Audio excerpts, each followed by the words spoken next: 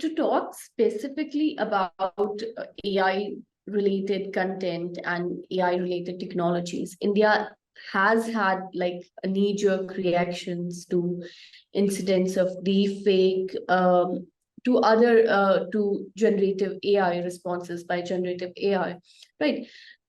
Should we have a more proactive approach? I mean, so when I say knee jerk, what I mean is like a hasty sort of response to something that happens without fully considering the wider framework and environment and existing regulation that exists. The thing with things like deep fakes and Gen AI is that their introduction into the realm of the general public, for instance, is knee jerk in and of itself.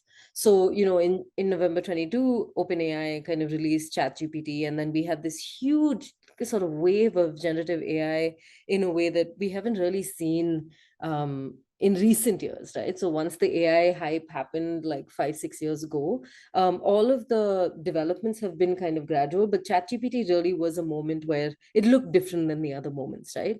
And so at that point, the question for policymakers is, what are you doing? And so I can understand like a hasty knee-jerk sort of reaction to be like, oh, we have a regulation and you can't use this. Or we have a regulation and say, make sure that this technology doesn't cause harm or something like that. I'm obviously being overly simplistic and no regulation says that in those words, but all of them kind of build up to there, right? But the problem often is that policymakers don't fully take into account the technical realities of systems like generative AI or of systems like facial recognition or whatever it may be, right? And what I mean by that is, it's difficult even for the most technically savvy experts in the world, even the inventors of AI, the godfathers of AI, whoever you want to talk about, it's even difficult for them to figure out how to solve the problem of generative AI